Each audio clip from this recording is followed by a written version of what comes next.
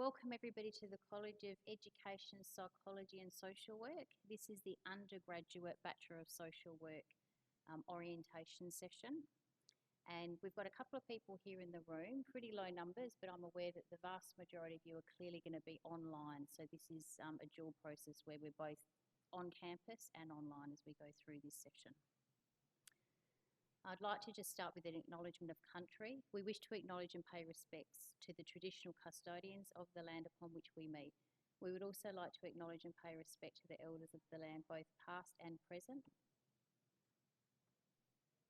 And I'd also like to highlight for you a couple of key sessions. So essentially the O week is from the 18th, July 18th, which is today, through until July 22nd. And the Connect week is the following week. So Connect week will be commencing next Monday, the 25th, until Friday, the 29th. So you can check out any of the resources and events at thestudents.flinders.edu.au/orientation. And you'll have access to the PDF PowerPoint so you can go back and reflect on this if you need to locate information, because there are a number of events that are coming up next week as well. So I'd like to start with an introduction. So hello everyone and welcome. My name's Rebecca Stars and I'm the course coordinator for the Bachelor of Social Work. I'll just give a quick intro into my background and then hand it over to Dr. Ben Lomai to introduce himself as well.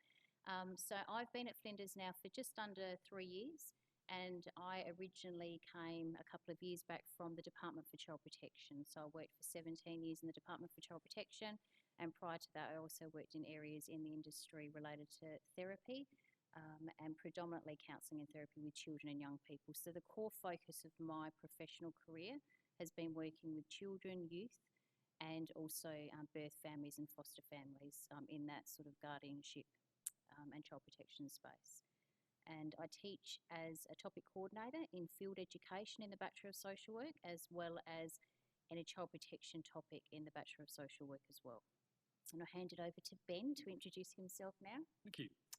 So I'm here today to help with the interactive online bits. So I'll be kind of moderating those things. So please feel free to, as we go through, you people in the room, as well as everyone watching online. I can already see from the poll that there's like 60% of people are online. They tell me that they're at home in their house. So that's Keeping good. warm. Keeping warm, no doubt. Yeah, that'll be good. So yeah, please make sure you make the most use of that stuff as well. Ask any questions as we go. We'll have some time for questions at the end, which will respond to things that people will pop up online. So yeah, my name's Ben. I am a lecturer here in social work.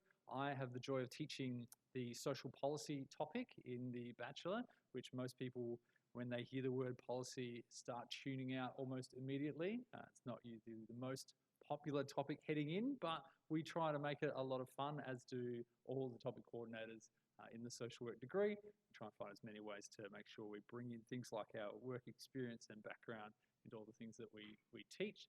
My background is in youth work, so I worked in non-government organisations mostly for about 10 years before doing my PhD and getting into research. And so now I research young people and their experiences of things like violence and bullying. I'm particularly interested in schools and alternative accommodation spaces. So yeah, that's a little bit about me and what I do. Excellent. Thank you, Ben. And Ben's going to be the creative designer, if you like, doing some of the activities as we move through this. So yeah. Thank you to everyone in the room, I think, who has logged into the event app now, and everyone at home who has logged into that, because we will move forward into some sort of active polling and keep this interactive. So we're not just going to stand here and talk at you for 50 minutes, there will be some interaction. But naturally, as course coordinator, I also need to cover an overview of what the course is, what's involved in the course, and I've kind of tried to pick out what are some key themes that are really important for you to know at this orientation point, not just a tsunami of information, because you can locate intricate details elsewhere, but just some of the key themes of the topic, of the course. So we want to start firstly with some of the polls here. So we want you to tell us about yourself. Poll time. Now, Ben is going to start with the poll here. So the first question we have is, where are you today? It's really interesting watching it live because it jumps around a little bit as people seem to actually change their answers. So I've seen a couple of people put the moon as where they are today and then take that off very quickly, and that's obviously not meant to be a serious answer. But we've got most of the people sitting at home, which is great way that we can have you join us still. And there's a couple of people who actually want to keep their location a secret. That's fine. There could be many reasons why people want to do that. So we've got some interaction there, which is great. There's a couple of other questions that we've got up as well that are more information we'd like to know. So useful things for us. So where you live is really useful for us to know. And so most people at 56% are here in South Australia, but we've got about a third of people who are coming to us internationally. So that's really interesting. It's great that we can have an international group join us for the orientation as well. And the only other category showing up at this stage is Victoria. So we've got South Australia, Victoria International. Really cool. The last thing that we've asked you at this stage, and there's going to be some more poll questions later, is where you are coming from, and that's in terms of what did you do prior to coming to study here. That's really useful for us to know as well, especially when we're talking later to you in class, in tutorials and workshops, to get a sense of where people's experience is at. One of the things that I love to do, and I'm sure you do as well, is to, as much as you can, draw on student experience to really enrich the conversation. So if you've come from a different career, which about 50% of the people who are listening today have come from a different career, that's really interesting and useful, because often people have experiences or ideas that come from that time in their life that apply to or motivate them to do social work. We've also got a decent chunk of people, about 25%, who have come straight out of high school as well. So that's really great too, because they bring a whole different world view and perspective to people who are perhaps coming a little bit later in life. I mean, I'm interested in youth work and young people, so I have kind of a bias towards those people a little bit, but that's okay. So that's a little bit of a snapshot of the people who are watching and listening today. Excellent. Thank you everyone for engaging, and obviously this is important information. The first one is just that sort of icebreaker, just a bit of a jokey one, just to get this a little bit fun and interactive, so it's not too serious. This is really just to get everyone involved in having an understanding of the Bachelor of Social Work. But it's also important from a course perspective to understand the kinds of cohorts of students who are coming through and are enrolled in terms of location. So it's great to hear there's international and a high predominance in Victoria. Very cold there at the moment, so I hope you're all rugging up in your homes. I can imagine it's always a little bit cooler in Victoria. And then where are you coming from? Because as you can probably appreciate, for teachers and lecturers and everyone running their topics, it's always different when you have a different group dynamic in the room in any kind of classroom setting, whether it's on campus or online. If you have mature age students or people who have engaged in 20 plus years of industry experience, they have a wealth of other lived experience and life skills and professional skills that they bring to the classroom that other people may not have exposure to. But equally on the other side of it, pulling onto Ben's bias there, that when you actually have younger people who might be coming through straight from high school, the benefit of that within the dynamic of the group is that younger people can have that motivation and passion. They haven't been out in the world and seen potentially some disappointments and things that happen in the real world, and so they have that passion to bring about making the world a better place and bringing change. So it's really good to have both levels of energy, a bit of lived experience and wisdom in the room, and then some of that energy to get everybody moving as well. Okay. So I just want to start with a definition of social work. So social work is a practice-based profession and an academic discipline that promotes social change and development, social cohesion and the empowerment and liberation of people. Principles of social justice, human rights, collective responsibilities and respect for diversities are central to social work. Underpinned by theories of social work, social sciences, humanities and Indigenous knowledge, social work engages people and structures to address life challenges and enhance wellbeing. And that comes from the Australian Association of Social Work. So that's one of the core definitions of the profession. So just to cover a little bit of an overview, and these are just some key themes about the course for you to be aware of. So the Bachelor of Social Work is a 144-unit undergraduate program. So it's taught over a 4-year period, and that's if you're doing it full-time. People can do it part-time, but the maximum time that is approved for it to be completed in is 10 years. So you can't go 11 to 12 years, because it just becomes, if you're progressing it beyond 10 years, the position and the view of the university is that some of the topics that are prerequisites for other topics, there's just going to be too many gaps in time. So if someone's away, for example, for a 2-year period and then resumes their studies, that 48-month gap of 2 years becomes quite significant in you re-engaging in the classroom with other peers at that point. So I hope everyone can appreciate that's the reason why we have a cut-off time, but absolutely able to have part-time basis as well to accommodate people's lifestyle and accommodate people's other competing needs outside of study, because study is one component of people's life as well. So the modes of delivery for the Bachelor of Social Work are in person. We also have online, plus we have placements within the degree, so they're field education placements, and also intensives. And intensives means that there are topics where there is a period within the topic of a consistent 5 days from 9 to 5. It's called an intensive for a reason. Intense means intense. And I've just taught an intensive last semester just gone. And they are intense because everyone needs to be in the room. Instead of having a tutorial once a week, you have this period in the design of a topic where there's an intensive 9 to 5, 5 days a week in the 1 week.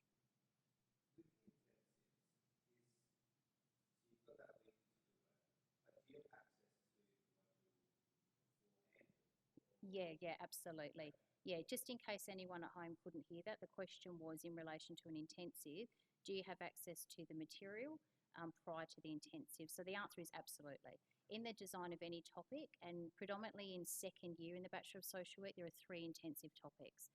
And each of the intensives, students will have access to the flow site, so the online site where all materials, readings, literature, is actually developed. And often across all of those topics, there's a bit of an online module component that you do prior to an intensive. So you wouldn't just be enrolled in a topic and go flying into a week intensive. There'd be like a preparatory step where you'd be doing some online modules, reading, updating online with your peer students, responding to questions. So starting to really engage in the material. So then by the time you come to the intensive, you've already developed like a foundational understanding of the material, and then the intensive just elaborates on that further before you'd move into a final assessment in the topic. Yep, so it's sort of designed in a way. There's not a lot of topics that have intensives, but we do have a couple of intensives, and they're designed in a very different way. The unanimous view of intensives by students is they're intense, obviously, but that they actually have a very rich and deep experience of learning because they are consumed in that topic for a solid week. So there's not the intermittent breaks that come across every week where you might have a lecture on a Monday morning and then you don't revisit that topic until the following Monday morning. So there's a big period of time. So there's pros and cons in both, but we have a bit of a mix in the Bachelor of Social Work, so you're able to access both types of learning experiences. So the Bachelor of Social Work is an accredited course by the Australian Association of Social Workers, and we're just about to go through an accreditation process soon. So accreditation processes ensure that we're complying with what the Australian Association of Social Work is expecting in terms of curriculum, in terms of all of the topics meeting graduate attributes for all of you when you do finally graduate from the degree, and that you're prepared to be really job ready in the field of social work, and that you've met all the requirements of the association throughout all of our topics and designs. And graduates are eligible for membership with the Australian Association of Social Workers. Once you're qualified, you actually can be eligible to become a member of the association. So the program of study, these are just some key points. There's a lot more, but I have a couple of links at the bottom. So those at home and in the room here who want to find more detail, you'll have the links to look at to get all of the additional detail. Just some key things to highlight across the 4-year degrees. In the first year, there are a high number of foundational knowledge-based topics, and they're taught across other colleges. So we have our social work discipline, and then we also have a sociology discipline area.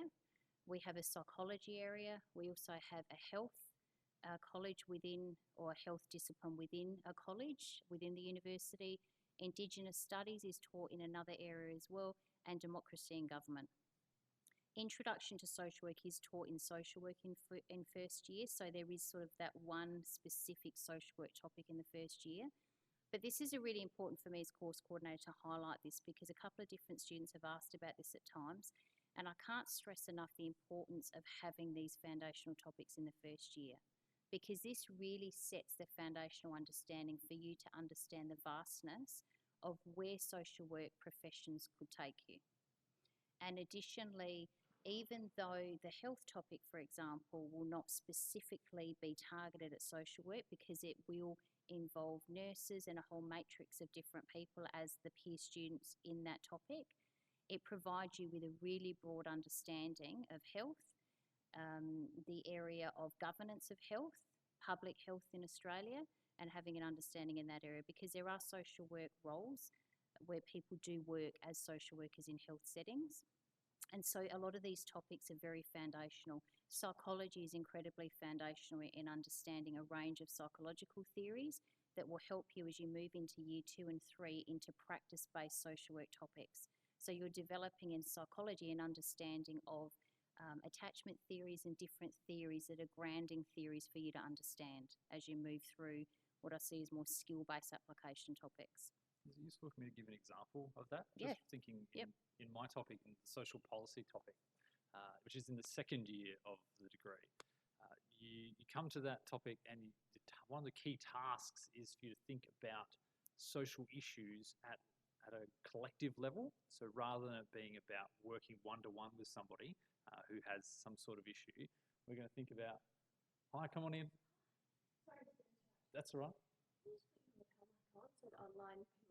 They can't hear us very well? Okay.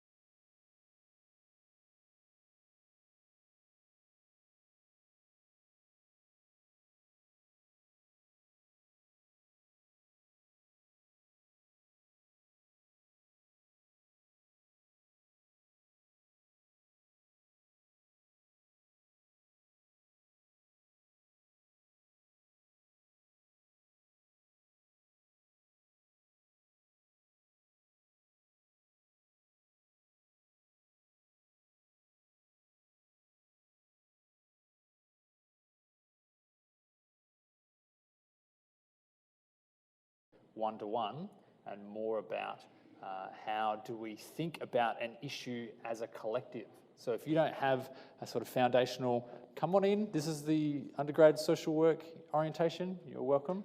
If you don't have a foundational understanding of how to think about society as a whole, if you haven't studied some foundations of sociology, you really struggle. So that's why we have those building blocks at the bottom, and then you kind of get to pull those ideas together in your second year often.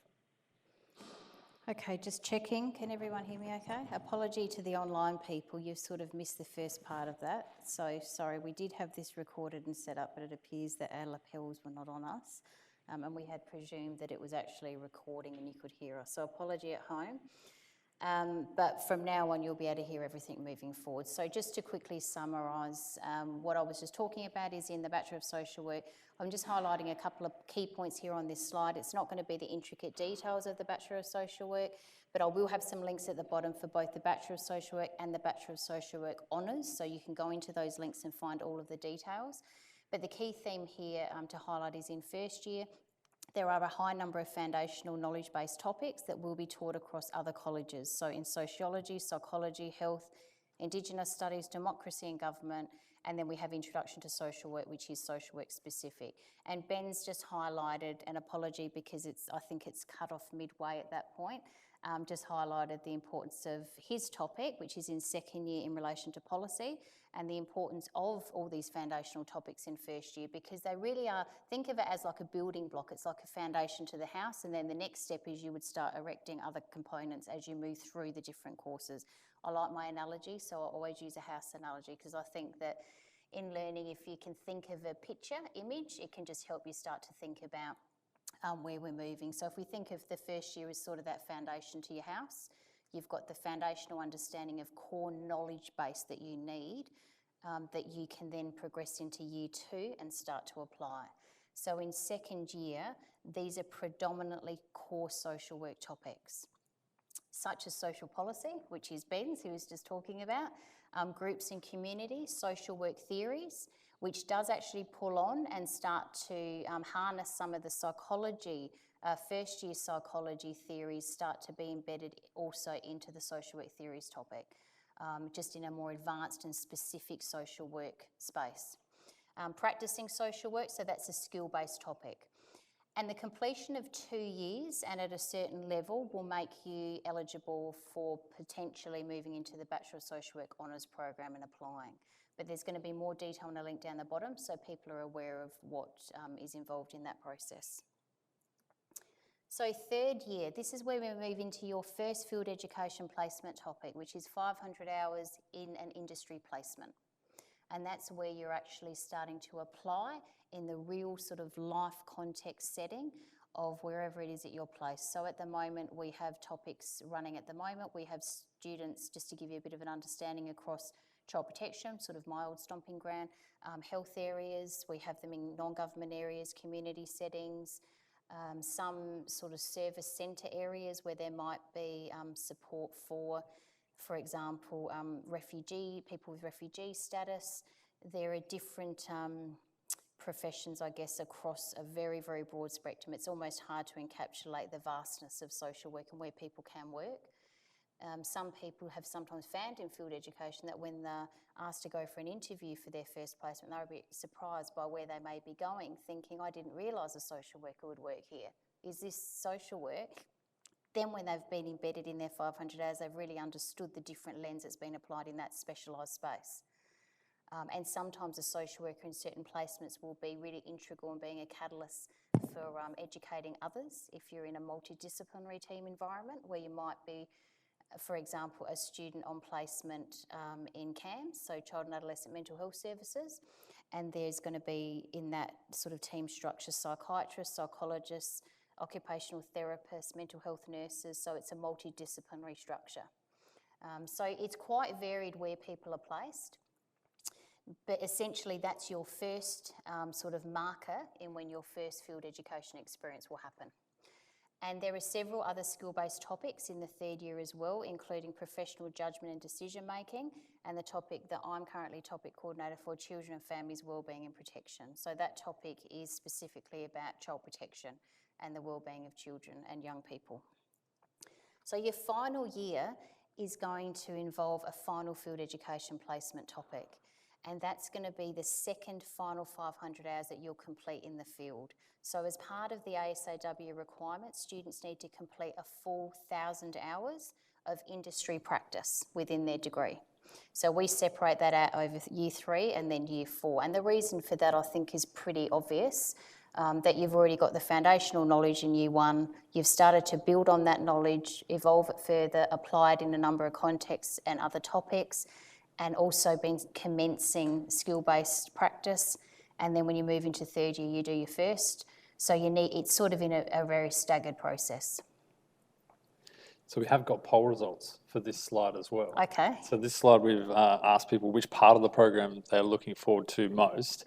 Does anybody in the room want to guess which one's the most popular? You got it. Yeah, 60% of people are looking forward to placement the most. So it's good that you're kind of giving that detail about all the placement stuff. Interesting. There is somebody, at least one person, who is looking forward to all the books. So that's good. I'm glad that somebody's... All the books? Yeah, all the books. They're looking forward to reading all the books, I assume, or maybe collecting all the books. I'm not sure, but definitely books. Some people are being really honest, which I love, and just saying that they are looking forward to being finished. Yeah, they want to be qualified and be out there doing stuff, which is great. That's a good motivation to have as well. It is. And just to highlight on the books component, just so that people are aware, when you're coming into the degree, it's pretty rare for you to have to go and purchase a physical hard copy textbook. You may in some topics, but the way it's designed now, everything is actually accessible on the Flinders Learning online platform for each topic. So we have a Lantana reading list, and basically it just means that in the middle of your flow site, there'll just be a link where you can go to reading list, and when you click on it, you'll just have a whole breakdown of what you'd be familiar with, like little headings or hyperlinks that you can click on to just open up reading material, and that will take you to chapters and the relevant readings for topics. So it's not really exciting that you're looking at the books, but you might, just rethink that a little bit into probably the journal articles and all the literature that will be in the reading list. But it's still the equivalent of books, just in the online world. Maybe it means that they just really like libraries as well. Perhaps. We were talking about libraries before as a nice warm place to hang out between events and things, but there's something cool about a library. It's nice to have physical books still, I think. Yeah, and people absolutely, it's not to discourage books, I just want to highlight that we do have them built into the topics, but you can absolutely still purchase a physical book if that's your preferred way. We've just tried to streamline it and make it easy for people to locate. But if people are more comfortable looking at reading a full book to actually embed themselves in a topic, there's absolutely no rule around that. You can do that if you like. It's particularly for the online students as well, isn't it? So that you don't have to come to campus to get access to all the resources. There are a range of electronic resources, so that's really great. Yep. So interesting to see everyone's keen to do field education. So just so you can see there in the breakdown of the topics, the years, in the fourth year, I'm the topic coordinator for the final field education placement topic. So that's where we're looking at that real final completion. Unless there's any adjustments to study plans for anyone coming into the BSW, so if you do talk to a course advisor and change the sequence of some of the topics and how you're doing them, essentially, if you're running through the full fourth year, year 1 to 4, final field education is the very last topic in the entire degree. So you sort of have your last hurrah in my topic and then you're out there graduating and moving into placement. So there's a very strong focus in final field education on really helping you get to that point of being career ready and technically, graduate job ready. So some exciting new topics that are coming in. This may not have a lot of relevance for you at this point purely because you don't know what was versus what is, but I'm excited because I know what was and what now is. So what was a couple of different topics that are now being replaced and moved out. So some exciting new topics that you're going to experience moving forward from this moment on is that we have a topic that's just started this semester only. It's referred to as decolonising social work.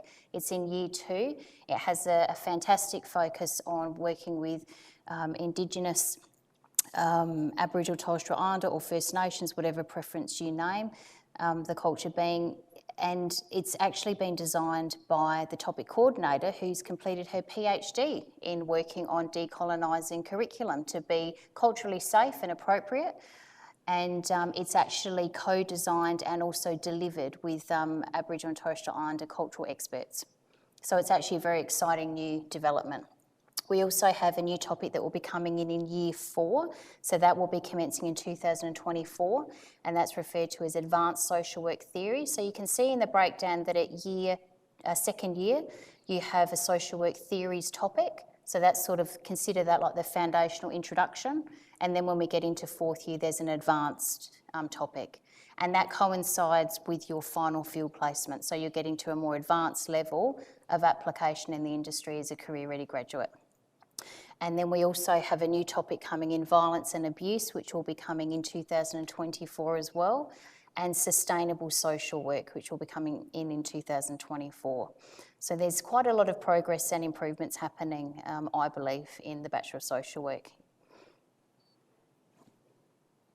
So what I referred to at the beginning, I've given a general overview here. It's not intricately detailed because I would prefer that you're able to sort of access if you've got extra detailed questions that you want to find your answers to, or you really want to look at the breakdown of every topic across every year.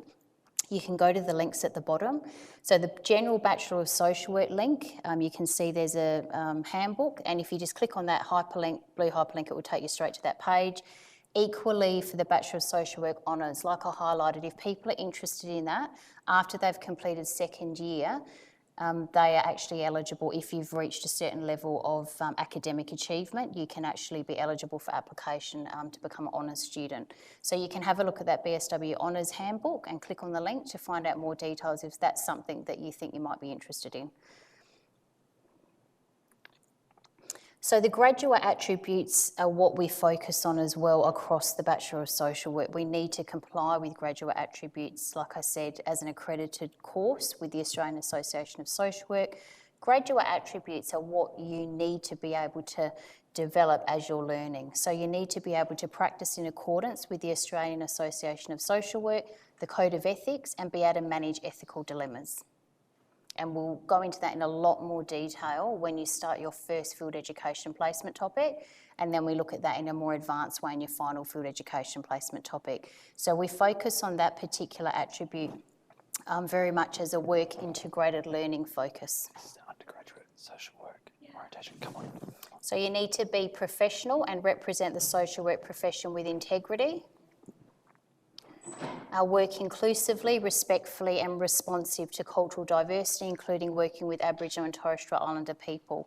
The topic that I just talked about, the new one that's coming in Year 2, is going to be fantastic to give you that foundational understanding in the decolonising social work topic, which is exclusively designed on this, to give you this ability to understand how to work inclusively, respectfully, and you'll be taught by a non-Indigenous topic coordinator as well as cultural experts alongside her to support understanding what culturally responsive and respectful practice will look like for you. Also understanding how systems, knowledge, including theories and research influence different areas of practice.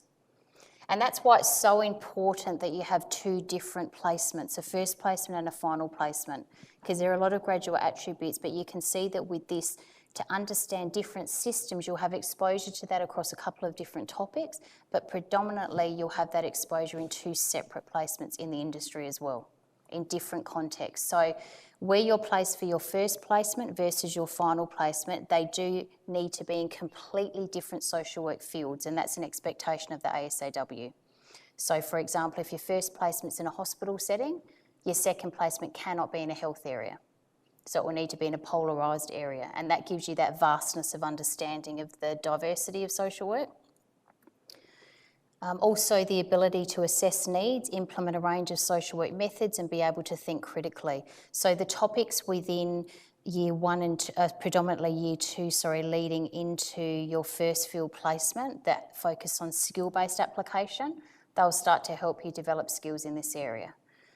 Because you do need to be able to assess and be able to assess the needs of clients, of individuals, develop intervention plans and actually be able to help people in practice. You need to have the ability to work within a team and communicate with a diverse range of people and manage and record information appropriately in accordance with ethical and legislative principles. And again, field education is a fantastic space to learn that, because when you're out in different field settings, there'll be different IT, like client information systems that you'll use.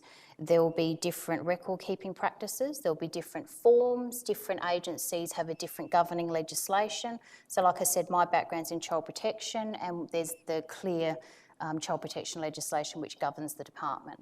Whereas in other settings, in a hospital setting, for example, there's different health acts that actually govern the management of a health area, and you can imagine it's the same across different areas. And also you need to actively participate in supervision and professional development. And I just want to highlight here that the ASAW also has core practice standards, and they coincide with each of those graduate attributes. So we'll just go through these relatively quickly. The first one is values and ethics. The second one is professionalism. Then we have culturally responsive and inclusive practice, knowledge for practice, applying knowledge to practice. So there's a big difference there. You can see in what I talked about in Year 1, that's where you're really developing a strong knowledge for practice in Year 2 before you hit your first field education placement. And then consider your sort of first field education placement in a way of applying that knowledge to practice, because you're out in your first 500 hours in a practice context. Communication and interpersonal skills, that's going to be fluid for all of you throughout every single topic.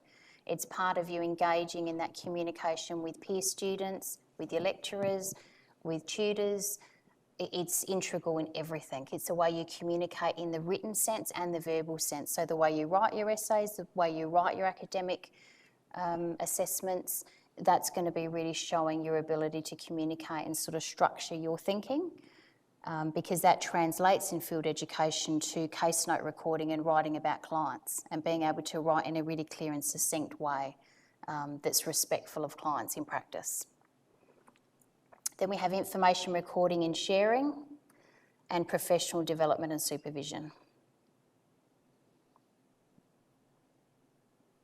Okay, and there's just a couple of expectations to highlight. There are inherent requirements in the Bachelor of Social Work, and you can find that in the handbook slide as well. The handbook link that I had on the other slide, you'll be able to find the inherent requirements there. There's also a charter on professional conduct for student social workers, which is also on the BSW site that you can have a look at. And there's also to highlight for all of you here and everybody online that we do have a process of recognition of prior learning.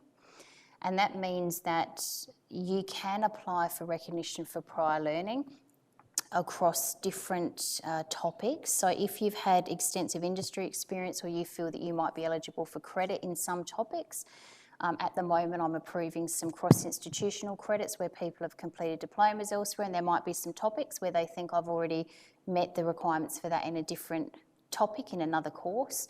We do recognise that prior learning and might actually say, okay, you get credit for that topic, so you won't need to complete that in the Bachelor of Social Work because you've actually completed that kind of topic and the key learning outcomes already. But this also becomes really apparent in field education.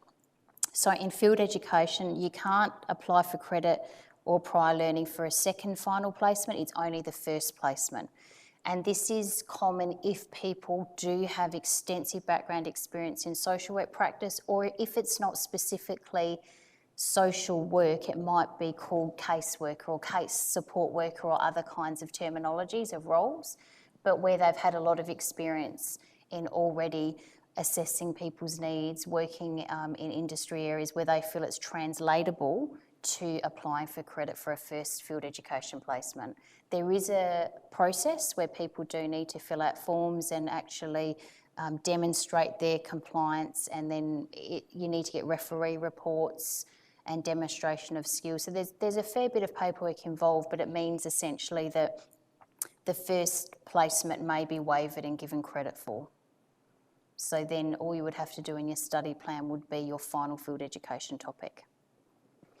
So technically the ASAW approved that waivering of the first 500-hour round if people have prior experience and can demonstrate that it meets the outcomes of what we would otherwise be expecting in a first placement.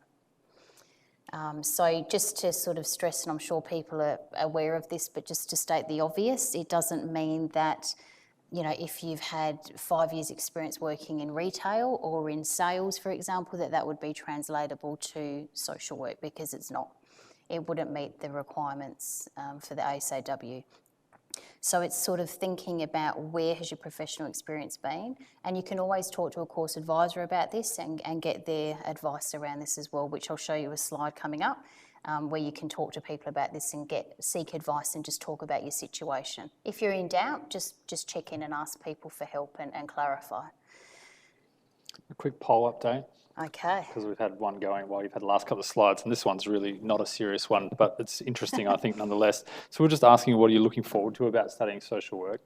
And the largest answer is the social part of it, which is kind of great. Obviously an important part of social work, but often the social part of studying in general is a really important part to people. So you're coming along, making friends, meeting new people, and there was a poll question earlier that asked, also just gave an answer that was making friends is something they would like to do. There are lots of opportunities at uni to kind of get stuck into different groups, and I really encourage people to do that. If you want to build your networks and make friends, getting involved in something is usually the best way to do that. You know, while you're doing something else, those friendships can be made more naturally than trying, you know, just to rock up next to somebody and start a conversation. That's tricky. So yeah, definitely the social part is really important. So please make it every opportunity to get involved. And it can be hard, particularly in the first year, as you were talking about before, when there's so many topics which are across different disciplines and different rooms and different spaces in the uni. So getting involved in something consistent, like a advisory group or many of the different sort of sporting groups around the university is really important. So anyway, that's Yep, excellent. Thanks, Ben. And Also, here's a just so you list know, we of... have 10 minutes left for the time. We'll cover. Yep. And here's, I've just been told we've got 10 minutes, so I'll quickly get through these. Support for you in your learning. Now, just pulling on Ben's comment there about getting engaged in services. Firstly, I just want to highlight some supports for people generally, and then just highlight the ones that would be relevant if you wanted to seek advice about how to connect with other peers or maybe engage in activities. So firstly, the first one isn't that kind of space. It's health, counselling and disability services. So that includes developing access plans for anybody who may have a disability. That could be a learning disability, it could be physical. There might be mental health complications associated with what you're finding or concerned about being challenging for you in learning. So it's important to talk to the Health Counselling and Disability Service if you feel like you just need to touch base and check in. Do I need an access plan that I will need to provide to topic coordinators in topics so they are aware that there are some additional learning needs or personal matters that they need to be aware of in consideration of me in the topic. Flinders Connect, that's a student support service. It includes enrolment support, international student services, so that's for international students. They have a specific team of people who work in that area to support our international students. Flinders University Students Association, so that's a really good networking opportunity. You can join FUSA, and basically, as you become a member there, you'll meet other students who are also members, and it can create that sort of network of collectivity and connection with other people who might be starting at the same time as you at the same year as well.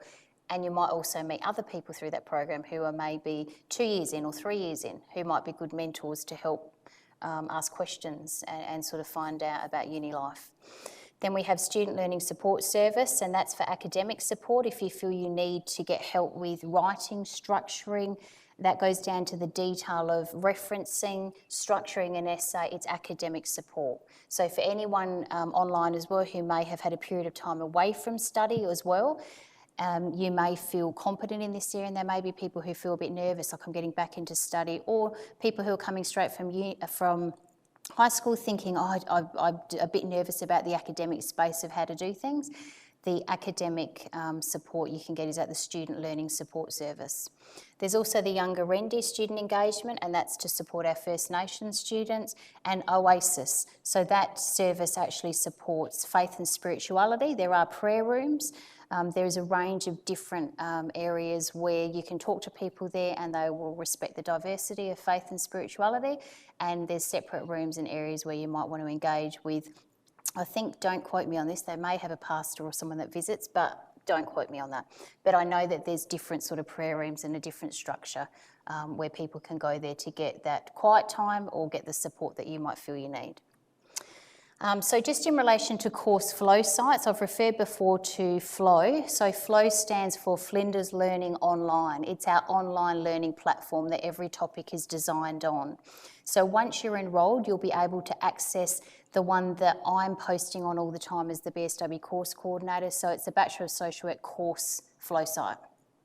What I post on there are a whole range of updates about communication, areas such as events coming up, job opportunities, which is usually targeted a bit more at Year 3 and Year 4 students who might be heading more into graduating, but there may also be opportunities to come up for volunteering and different things. So keep an eye out for those updates, because there's opportunity to connect with the industry and connect with opportunities in that space.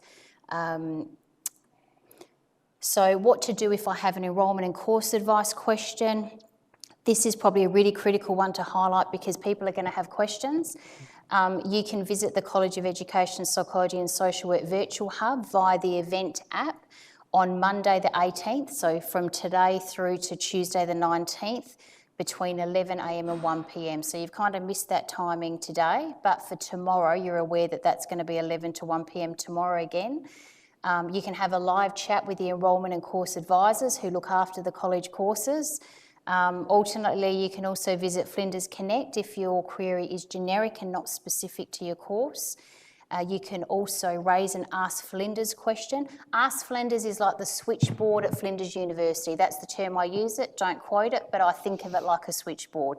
If you want to ask any question, ask Flinders. It's an Ask Flinders email address. You can and then what they'll do is just triage you and send you off to who you need to talk to. So that's like the best point of entry to remember that.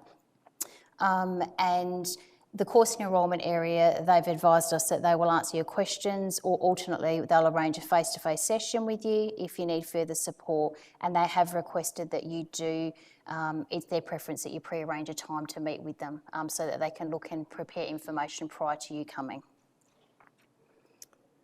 So let's chat. We're just going to wrap up here. Are there any key questions that anyone wants to ask? Go for it. With the placement, with your first one, you get a credit. Can that be taken up as like a paid placement or an internship?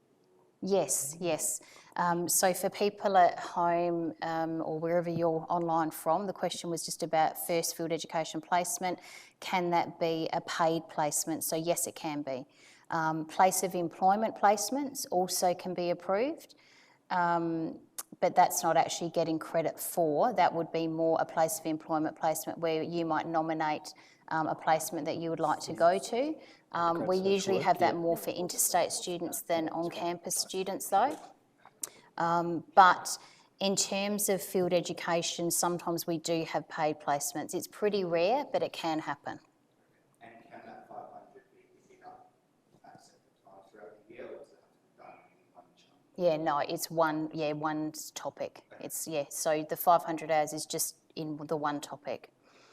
The only time that might change is if there's been any reason where, obviously we're flexible, so if anyone does find themselves sick or unwell, or there's any personal reason as to why a placement, for example, at like 200 hours did need to be terminated for private or personal reasons, we would look at credit for some of those hours, and then obviously need to look in the future at resuming the completion of that topic with a shorter 300-hour placement to match up to the 500 hours. Does that make sense to everyone?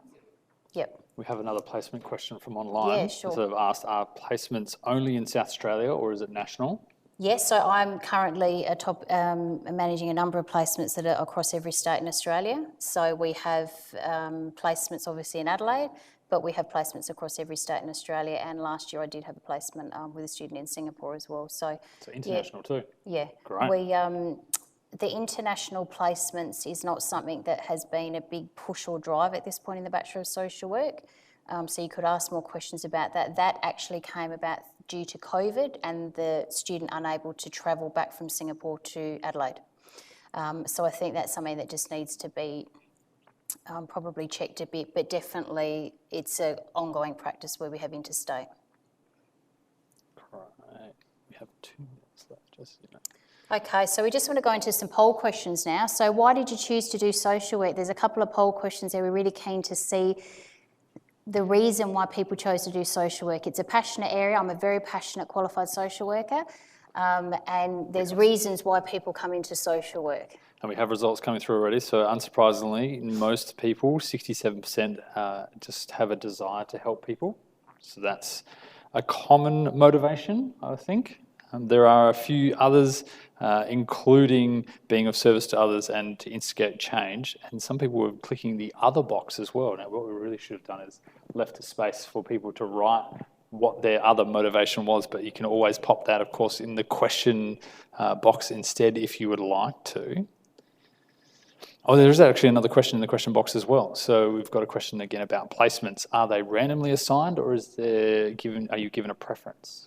Yes, so there is a work integrated learning placement team, so they're an administration team, and they basically send out a survey to students, and they will get you to nominate in order a list of preferences of the kinds of areas you would like to conduct placement in. So for example, people that are interested, I keep defaulting to child protection, not that it's my stomping ground, but I'll just keep going back to it. So for example, students might put number 1 preference, child protection, number 2 preference, health, number 3 preference, community support area. So what will happen is the placement team would obviously in that space look at prioritising a child protection placement for that person, nominating it as their first preference. Equally, if you had it another way around, they'd look at your preference list. The thing to be aware of with placements is we have a lot of placement partners who are very keen. Every single semester they engage in placements to support the university. We have really clear arrangements with placement partners. So this is a really big part of the Bachelor of Social Work. As a topic coordinator in field education final placement, it's obviously an area I'm very passionate about with a strong practice background. So we've got about 20 seconds before I think the live feed is going to cut off. So there is one last question here, which is from online. It says, I still have not got my visa. So does you give extensions for the course? I think the easiest answer might be for that in the short space of time is we have an international student support office, Yep. and they'll be able to support you with all those sort of questions. Yeah, absolutely. So go to International Student Services and talk to them. Obviously, if there is an issue with a visa, I can't personally give comment on that as course coordinator. I would have to default it to the people who liaise with the government around visa requirements. So they'd be your best person to talk to. There's one more question about how you're feeling about commencing the Bachelor of Social Work. So we have a few answers to that already in the word cloud as well. Most people, it seems, are excited, which is great. There's quite a few answers that are that. There are also some responses that are optimistic, curious, and determined. Fantastic. What a great way to start your course, to have those sort of outlooks. Excellent. There's one final poll question, which is really just a muck around one, really, which was what would your perfect learning environment look like? 63% of people are really looking forward to being wowed by the brains of their lecturer. Well, that's nice. I will make sure I share that with all my colleagues so that they have that expectation going in. So no expectations really, just kind of low. You're just going to get wowed. A few people want some cake, which is nice, and no grades. And of course, there was a mention of friendship in there too, harking back to our comments about the social aspects of social work. So yeah, that's all of the poll questions, I think. Excellent. And it is exciting to see why people want to come in. Like I said, I'm a passionate social worker. I look forward to seeing all of you in my topics as you move through the 4 years. Obviously, as course coordinator, you can contact me if you need to, but predominantly that's usually sort of in an escalation point. So you'd need to contact like the relevant teams and services within the university if you needed to ask questions. But thank you everybody for being present today. I am going to have to turn the recording off now because we have another session about to start coming through. So please go on to any of the hyperlinks to get further detail in the BSW handbook or the BSW Honours handbook if you want to look at the details of all of the topics across the 4 years. Thank you for joining physically today as well as online and at home, wherever you are. And I look forward to you starting the Bachelor of Social Work. Welcome.